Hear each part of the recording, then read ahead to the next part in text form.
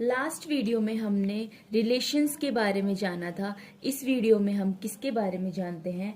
Functions के बारे में जानते हैं। ठीक है, हमने क्या क्या देखा था? हमने देखा था डोमेन क्या होता है, रेंज क्या होती है। ठीक है, फिर उसके बाद हमने देखा कि को डोमेन हमारे पास क्या होता है। इसके अलावा हम देखते हैं इमेज क्या होती है और हमारे पास प्री इमेज क्या होती है। ठीक है, इमेज जो हमारे जैसे ये कोई भी एक सेट है ए, ये कोई भी सेट था हमारे पास बी। अब जो ये रिलेशन था आपके पास, ठीक है, ये जो रिलेशन आपके पास होता है, ये इस साइड के एलिमेंट ये आपकी कहलाते हैं इमेज, और जो ये ए सेट के एलिमेंट है ये आपकी क्या कहलाते हैं? प्री इमेज कहलाते हैं। अब हम जानते हैं कि फंक्शंस हमारे पास क्या होता है। एक जो रिलेशन है ए सेट से लेके from the set of B, उसे हम फंक्शन कब कहेंगे? जब सारे एलिमेंट सेट ए के केवल एक ही आपके पास क्या रखते हैं? इमेज रखते हैं। Has one and only one image of the set B. ठीक है, केवल एक ही आपके पास क्या होनी चाहिए? इमेज होनी चाहिए। तो वो आपके पास कैसा, वो रिलेशन आपके पास क्या कहलाएगा? फंक्शन कहलाएगा, अदरवाइज वो फंक्शन नहीं कहलाएगा। फॉर एग्जाम्पल हम मान लेते हैं ए कोई भी सेट है, इधर आपके पास कोई भी सेट हो गया बी। ठीक है, ए के पास एलिमेंट है 1 2 3 4 5 एंड बी के पास है A B C D E F G, F तक मान लेते, चलो ठीक है। ठीक है, इसकी एक इमेज ये हो गई, इसकी एक इमेज ये हो गई, इसकी एक इमेज ये हो गई। ठीक है, अब सभी सेट की आपके पास एक एक इमेज है, सभी की one and only one image है, तो ये आपके पास क्या कहलाएगा? फंक्शन कहलाएगा। अभी इसके अंदर हम डिफरेंट टाइप के डेफिनेशंस देखते हैं। फंक्शन की जो रिप्रेजेंटेशन होती है वो किस टाइप से होती है? जैसे आपके पास कोई भी फंक्शन है, जैसे किस टाइप से, F is such that from the set A to the set of B.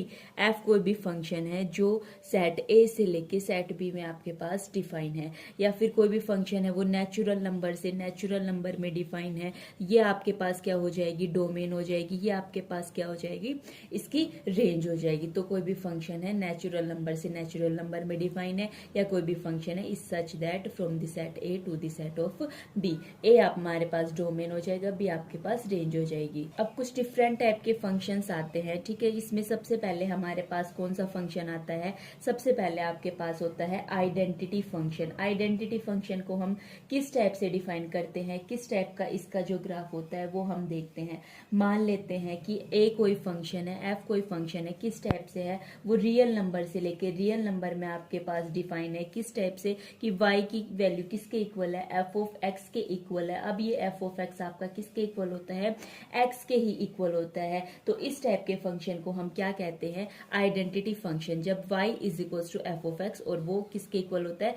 x के इक्वल होता है, तो इस टाइप के फंक्शन को आप क्या कहते हो? आइडेंटिटी फंक्शन कहते हो। इसका ग्राफ जो है कुछ इस टाइप से होता है। अच्छा, ऐसा क्यों होता है? क्योंकि जैसा हम देखते आए हैं नाइन्थ और 10th क्लास में हम क्या देखते थे, किस टाइप से हम फंक्शन का ग्राफ बनाते थे। जैसे y की वैल्यू, x की वैल्यू आप कुछ भी लेके चलो तो वो ही आपके पास मतलब किस टाइप से डिफाइन है? y is equal to x करके है। x की वैल्यू आपने 1 ली तो y की वैल्यू 1 आ जाएगी। x की वैल्यू 5 ली तो y की वैल्यू 5 आ जाएगी। जो जो आप x की वैल्यू ले रहे हो वो ही आपके पास y की वैल्यू आ रही है। इस वजह से आपका फंक्शन किस टाइप का हो जाएगा? इस टाइप का हो जाएगा। तो ये जो फंक्शन होता है ये इसका जो है ग्राफ होता है आइडेंटिटी फंक्शन का। इसके बाद जो आपके पास सेकंड नंबर पे आता है वो कौन सा होता है? Constant function. अभी कांस्टेंट फंक्शन किस टाइप से होता है? मान लिया कोई भी एक फंक्शन है f, वो रियल नंबर से लेकर रियल नंबर में डिफाइन है, जहाँ पे y is equal to f of x वो किसके इक्वल होता है? c के इक्वल होता है। यहाँ पे c क्या है आपके पास? c आपके पास क्या होता है? कांस्टेंट होता है। और जो ये x है f ऑफ x वाला, ये x आपसे किससे बिलोंग कर रहा है? रियल नंबर से बिलोंग कर रहा है। तो इसकी वैल्यू, ये इसका ग्राफ जो है किस टाइप से होगा? इसी टाइप से होगा। अच्छा, ऐसा क्यों हो रहा है? क्योंकि आप x की कुछ भी वैल्यू ले लो, आपके पास एक फिक्स वैल्यू आ जाएगी जो आपके पास क्या है? c है। तो ये किसका ग्राफ हो जाएगा? y is equal to f of x, जो किसके इक्वल होता है? c के इक्वल होता है। इसके बाद हमारे पास थर्ड नंबर पे आता है पोलिनोमेल फंक्शन। अच्छा, पोलिनोमेल आपके पास क्या होते हैं, आपने कौन सी क्लास में देखा था, 9th क्लास में भी और 10th क्लास में भी देखा था, तो एक बार फिर से देख लेते हैं। पोलिनोमेल किस टाइप के होते हैं, a0 plus a1x plus a2x square and up to कहाँ तक जाके an(x) raise to the power n तक जाके, जो इस टाइप के होते हैं वो आपके पास क्या होते हैं, पोलिनोमेल होते हैं। अब यहाँ पे लेकिन पोलिनोमेल फंक्शन की बात चल रही है, तो y की वैल्यू किसके इक्वल है, f ऑफ x, और f ऑफ x आपका किसके इक्वल है, पोलिनोमेल के इक्वल है। जहाँ पे जो ये n है ना, n आपके पास क्या हो सकता है, नॉन नेगेटिव। नॉन नेगेटिव का मतलब क्या होता है, पॉजिटिव। नॉन नेगेटिव इंटीजर का मतलब है कि ये आपके पास क्या है, एक पॉजिटिव इंटीजर है, जहाँ पे ये जितने भी ये कांस्टेंट है ना, a0, a1, a2 और कहाँ तक an तक, ये सब आपके किससे बिलोंग कर रहे हैं, रियल नंबर से बिलोंग कर रहे हैं। अब इसका जो ग्राफ है वो किस टाइप का होता है, वो डिपेंड करता है। अब जैसे हम एग्जाम्पल ले लिया, हमने एग्जाम्पल किस टाइप से लिया है, एफ ऑफ एक्स की वैल्यू किसके इक्वल ले ली, एक्स स्क्वेयर के लिए इक्वल ले ली। ठीक है, अब ये एक्स स्क्वेयर क्या है आपका, एक्स स्क्वेयर भी, ये भी तो एक पोलिनोमेल है। एक्स स्क्वेयर एक ऐसा पोलिनोमेल है जिसके अंदर a0 की और a1 की वैल्यू आपके पास 0 है और a2 की वैल्यू आपके पास क्या है, 1 है। तो इसका जो ग्राफ है वो आपका किस टाइप से बनेगा, कुछ कुछ इस टाइप से बनेगा। अच्छा, ये ग्राफ किस टाइप से बनाते हैं वो आपको पता होगा ना, कि यहाँ पे देखो y is equal to X square, Y की वैल्यू एक्स स्क्वेयर के इक्वल है। एक्स की वैल्यू आप कुछ भी लेके चलो, पहले जब आपने एक्स की वैल्यू 0 ली तो इसकी जगह पुट करो तो वाई की वैल्यू भी 0 आ जाएगी। जब आप एक्स की वैल्यू -1 ले रहे हो तो यहाँ पे एक्स की वैल्यू -1 पुट करोगे तो +1 आ जाएगी वाई स्क्वेयर की वैल्यू। यदि आपने एक्स की वैल्यू 2 ली तो वाई की वैल्यू आपके पास कितनी हो जाएगी, 4 हो जाएगी। तो इस टाइप से करके हम इसका ग्राफ बनाएंगे जो आपको इस टाइप का बन जाएगा। इसे हम जो है आगे चल के स्टडी करेंगे पैराबोला। इसके बाद हमारे पास 4th नंबर पे आता है जिसे हम बोलते हैं रैशनल फंक्शन। अच्छा, रैशनल नंबर क्या होते हैं, पूरी डिटेल से हमने कौन सी क्लास में पढ़ा था, 8th क्लास में हम पढ़ चुके हैं। ऐसे नंबर जो p/q की फॉर्म में होते हैं, लेकिन जो नीचे वाला q होता है वो आपका नॉट इक्वल टू 0 होना चाहिए। अच्छा, यहाँ पे ये fx और gx क्यों लिखा है, क्योंकि यहाँ पे फंक्शन की बात चल रही है, तो f और g आपके पास एक इस टाइप के फंक्शन है। ठीक है, तो मान लिया आपने कि ये एक ऐसे फंक्शन है जहाँ पे fx और gx की फॉर्म में है, लेकिन जो gx है वो नॉट इक्वल टू आपके पास क्या होना चाहिए, 0 होना चाहिए। इसका हम एग्जांपल ले सकते हैं। एग्जांपल हमने लिया f ऑफ x किसके इक्वल, 1/x के इक्वल। क्या ये आपके पास रैशनल फंक्शन है, हाँ जी बिल्कुल रैशनल फंक्शन है। लेकिन यहाँ पे ये जो x है वो इस टाइप के रियल नंबर से बिलोंग कर रहा है कि -0। अच्छा, -0 क्यों बोला, क्योंकि 1/0 आपके पास किसके इक्वल हो जाता है, इनफाइनाइट के इक्वल हो जाता है, मतलब नॉट डिफाइंड के इक्वल हो जाता है। इस वजह से हमने क्या कर दिया, 0 को इसमें से सब्ट्रैक्ट कर दिया। ठीक है, अब सेम इसी टाइप से जब आप इसका ग्राफ ड्रॉ करोगे तो आपके पास ग्राफ जो है कुछ कुछ इस शेप का आएगा। ये ग्राफ आप इजिली ड्रॉ कर सकते हो एक्स एंड वाई की वैल्यू लेके। ठीक है, इसके बाद आपके पास 5th नंबर पे आता है मॉडुलस फंक्शन। अब ये मॉडुलस फंक्शन किस टाइप का होता है, मॉडुलस फंक्शन को किस टाइप से हम डिफाइन करते हैं वो देखो, जहाँ पे f ऑफ x की वैल्यू किसके इक्वल होती है, मोड ऑफ x के इक्वल होती है। मोड ऑफ x किस टाइप से हम डिफाइन करते हैं कि x की वैल्यू x मतलब x जब ग्रेटर देन इक्वल टू 0 होगा तो x आएगा, लेकिन -x आएगा जब x की वैल्यू लेस देन 0 होगी। ये जो है इस टाइप का फंक्शन है। अच्छा, ये ऐसा क्यों हुआ है, क्योंकि आपको पता है मोड ऑफ x जो होता है वो हमेशा क्या लेता है, पॉजिटिव वैल्यू लेगा। कब, यदि x की वैल्यू आपने जैसे +2 ली है तो ये +2 आ गई है, लेकिन जब आप x की वैल्यू -2 ले रहे हो तो इसकी वैल्यू भी आपके पास +2 ही आई है। ठीक है, तो वो वाली चीज से हमने इसको डिफाइन कर दिया। अच्छा, अब इसका ग्राफ किस शेप का होता है, इसका जो ग्राफ जब आप ड्रॉ करोगे तो कुछ कुछ इस शेप का होगा। ठीक है, ये आप इजिली किस टाइप से कर सकते हो, कैसे कर सकते हो, इनकी जो है वैल्यू पुट करोगे। y की वैल्यू आप क्या हो जाएगी, x हो जाएगी। x की वैल्यू तो x है, लेकिन y की वैल्यू क्या हो जाएगी, -x हो जाएगी जब x की वैल्यू आप क्या लोगे, नेगेटिव लोगे। अच्छा, ये सब कर सकते हो ना। अब जैसे आपने x की वैल्यू क्या ली है, -1 ले ली, -1 ले ली लेस देन में, तो y की वैल्यू कितनी हो गई, y की वैल्यू यहाँ पे -x हो जाएगी, -x हो जाएगी। तो ये -1 ले लिया तो इसकी वैल्यू भी क्या हो जाएगी, -1 हो जाएगी। तो यहाँ देखिए, जब आपने x की वैल्यू -1 ली है तो y की वैल्यू भी आपके पास क्या हो गई है, -1 ही हो गई है। अब आपके पास 6 नंबर पे यहाँ पे आता है सिग्नम फंक्शन। अब ये सिग्नम फंक्शन किस टाइप से होता है, इसे हम कैसे डिफाइन करते हैं।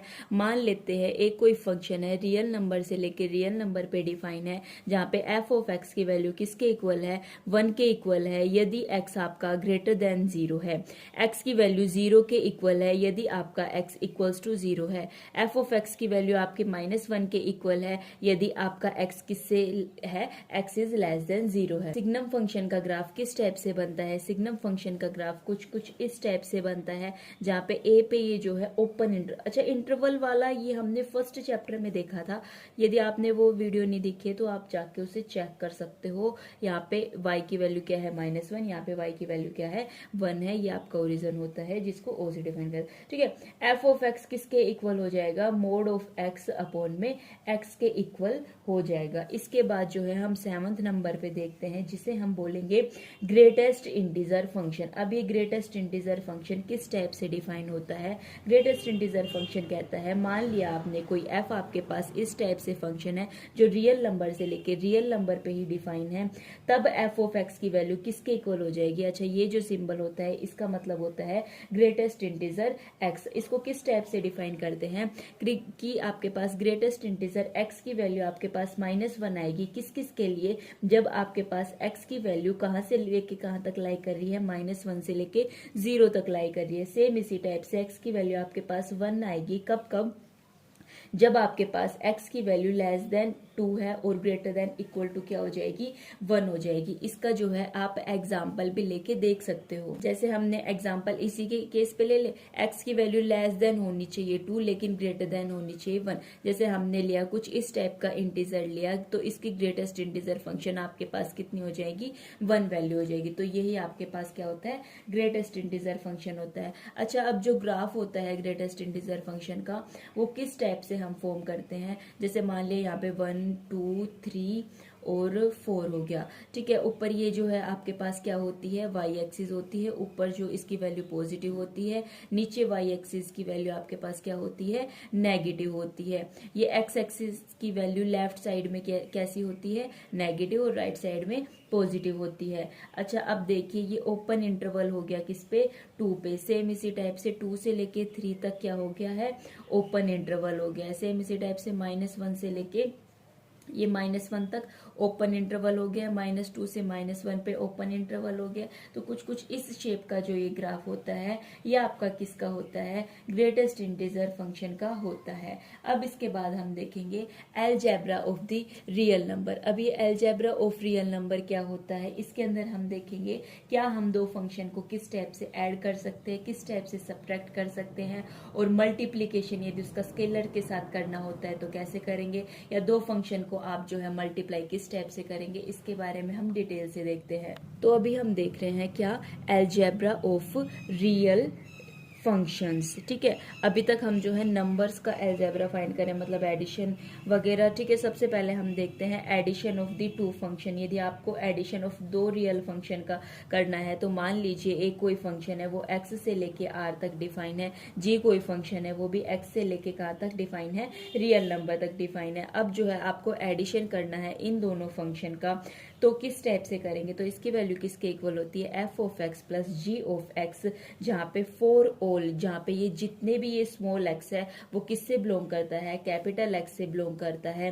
सेम इसी टाइप से जो है आप इनका सब्सट्रैक्शन देख सकते हैं। जब इनका सब्सट्रैक्शन देखेंगे तो F minus G of X इसकी वैल्यू किसके इक्वल हो जाएगी F of X minus G of X से बिलोंग कर जाएगी। वही उसी टाइप से ये जो एक्स होता है वो कैपिटल एक्स से बिलोंग करता है। ये कैपिटल एक्स आपके पास डोमेन होती है और ये आपके पास क्या है इसकी रेंज है। सेम इसी टाइप से अब जो है मल्टीप्लीकेशन देखिए इसका किसके साथ बाय दी स्केलर। स्केलर क्या होता है, जैसे कोई भी एक कांस्टेंट वगैरह आप मान सकते हो, तो कैसे करोगे, जैसे अल्फा ऑफ एफ इंटू में एक्स, इसकी वैल्यू किसके इक्वल हो जाएगी alpha into F of x हो जाएगी। इनका जो है 1 बाय 1 हम एग्जाम्पल भी देखेंगे तो टेंशन की बात नहीं है। इसके बाद हम देखते हैं multiplication of the two real function, ठीक है। मल्टीप्लीकेशन देखेंगे तो हम देखिए f into G of X, ये किसके इक्वल हो जाएगा, f ऑफ एक्स इंटू किसके इक्वल, g ऑफ एक्स के इक्वल हो जाएगा। अब सेम इसी टाइप से हम देखते हैं इनका क्वोशिएंट देखते हैं। क्वोशिएंट देखेंगे जब दो रियल फंक्शन का,